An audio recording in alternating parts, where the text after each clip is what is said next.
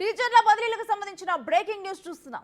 ఏపీలో టీచర్ల బదిలీలకి ప్రస్తుతానికి బ్రేక్ పడింది. గతంలో ఇచ్చిన బదిలీ ఉత్తర్వులు నిలిపివేస్తూ ప్రభుత్వం ఆదేశాలు జారీ చేసింది. ఎటువంటి బదిలీలు చేపట్టొద్దని డీఈఓలకు ఆదేశాలు జారీ అయ్యాయి. ఈ మేరకు పాఠశాల విద్యా కమిషనర్ ఉత్తర్వులు జారీ చేశారు.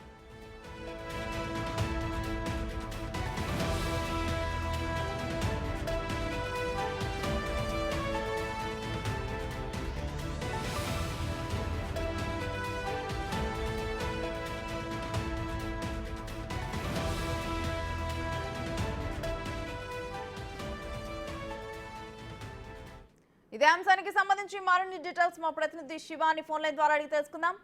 శివ, టీచర్ల బదిలీల నిలిపివేత గురించి డీటెయిల్స్ ఏంటి? శ్రీ మొత్తం మీద చూసుకుంటే ఆంధ్రప్రదేశ్ లో టీచర్ల బదిలీ ప్రక్రియ నిలిపివేస్తూ కూడా ఎన్నిక సంబంధించి కూడా నిర్ణయం తీసుకున్న పరిస్థితి కనిపిస్తా ఉంది. ఏపీలో టీచర్ల బదిలీకి సంబంధించి ఎన్నికల కోడ్ నుంచి కూడా ఉత్తర్వులు నిలిపివేశారు. ఎలాంటి బదిలీలు చేపట్టవద్దని చెప్పి కూడా ఈఓలకు జిల్లా ఆదేశాలు జారీ చేసిన పరిస్థితి కనిపిస్తోంది. పాఠశాల విద్యా కమిషనర్ సురేష్ కుమార్ కొద్దిసేపు ఉత్తర్వులు జారీ చేశారు. ఎన్నికల ముందు మొత్తంగా దాదాపుగా 1800 మంది టీచర్ల పోస్టులకు సంబంధించి అధికార పార్టీ నేతల ఒత్తిడి మేరకు ఇష్టానుసారంగా బదిలీల ప్రక్రియ జరిగింది. ఈ నేపథ్యంలో పైరవీరులు సిఫార్సులతో అలాగే సీఎం శేషిలో ఉన్న కొంతమంది అధికారులు ఒత్తిడితో బదిలీ జరిగాయని చెప్పి అప్పట్లో ఆరోపణలు వచ్చాయి. ఈ నేపథ్యంలో కూడా తాజాగా వచ్చిన బదిలీల నేపథ్యంలో వీటన్నిటిని కూడా నిలిపివేయాలని చెప్పి కూడా కొద్దిసేపు క్రితమే సురేష్ కుమార్ ఉత్తర్వులు జారీ చేశారు. తాజాగా ఏదైతే ఎన్నికల కోడ్ ముందు నుంచి కూడా ఇప్పటి వరకు ఎటువంటి బదిలీలు జరగలేదు, కానీ ఎన్నికల కోడ్ ఉన్న సమయంలో కొన్ని బదిలీలు జరిగాయని చెప్పి ఆరోపణలు వచ్చిన నేపథ్యంలో ఆ తర్వాత జరిగిన ప్రక్రియ మొత్తం అంటే ఎన్నికల కోడ్ వచ్చిన దగ్గర నుంచి జరిగిన ప్రక్రియ మొత్తంపై కూడా నిలిపివేస్తూ విచారణ చేయాలని చెప్పి విద్యాశాఖ నిర్ణయం తీసుకుంది. ఎన్నికల కోడ్ వచ్చిన దగ్గర నుంచి ఇప్పటి వరకు ఎటువంటి బదిలీలు జరగడానికి వీల్లేదని చెప్పి స్పష్టమైన ఆదేశాలు జారీ చేశారు. ప్రభుత్వం ఉత్తర్వులు వెలువరించే వరకు ఎటువంటి బదిలీలు చేపట్టవద్దంటూ కూడా డీఈఓలకు ఆదేశాలు జారీ చేశారు. రేణుశ్రీ, అయితే శివ, ప్రస్తుతానికైతే బదిలీలకి బ్రేక్ పడింది. అయితే ఈ బదిలీల ప్రక్రియ ఏమైనా మారే అవకాశం ఉందా శివ?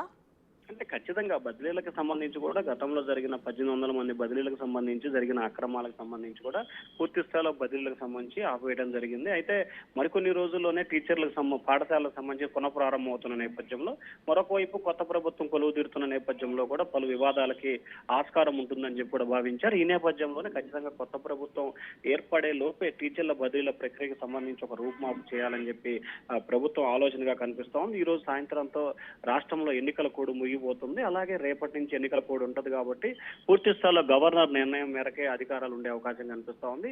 రాష్ట్రంలో 12వ తేదీ నుంచి తిరిగి పాఠశాలలు ప్రారంభమవుతున్న నేపథ్యంలో ముందుగానే టీచర్ల బదిలీల ప్రక్రియ కొనసాగాల్సి ఉంటుంది. దీన్ని ఉద్దేశించే చాలా మంది అధికారులు కూడా ఎన్నికల కోడ్ ఉన్నప్పటికీ వీటిని ఉల్లంఘించి బదిలీల ప్రక్రియ కొనసాగించారు. అదే బదిలీలకు సంబంధించి కొన్ని రకాల మార్పులు చేర్పులు చేసే అవకాశాలు అయితే కనిపిస్తా ఉన్నాయి. అయితే ఈ అనధికార బదిలీల మీద చర్యలు తీసుకునే అవకాశం ఉందా?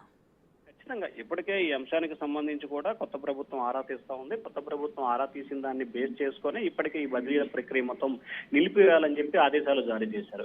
ఏదైతే 1800 బదిలీలకు సంబంధించి అనధికారికంగా జరిగినాయి, అలాగే కొన్ని సమాచారం లేకుండా మరికొన్ని బదిలీలు కూడా జరిగినట్లు కూడా విద్యాశాఖ ఐడెంటిఫికేషన్ చేయడం, కొన్ని జిల్లాల నుంచి కూడా ఉపాధ్యాయులు ఫిర్యాదు చేసిన పరిస్థితి కనిపించింది. ఈ నేపథ్యంలో వచ్చిన ఫిర్యాదులు బదిలీల ప్రక్రియలో జరిగిన అవినీతి అక్రమాలకు సంబంధించి కూడా సమగ్రమైన దర్యాప్తు నిర్వహించాలని చెప్పి కూడా కొత్త ప్రభుత్వం ఆలోచన చేస్తా ఉంది. దీనిలో భాగంగానే ఎన్నికల కోడ్ ముగిసిన తర్వాత దీనిపై కొత్తగా ఏర్పడబోతున్న ప్రభుత్వం ఒక నిర్ణయం తీసుకునే అవకాశాలు అయితే కనిపిస్తున్నాయి. ఖచ్చితంగా ఇప్పటివరకు జరిగిన బదిలీల ప్రక్రియకు సంబంధించి కూడా విచారణ నిర్వహించే అవకాశాలు అయితే కనిపిస్తా ఉన్నాయి. Renusri, right, thank you Shiva.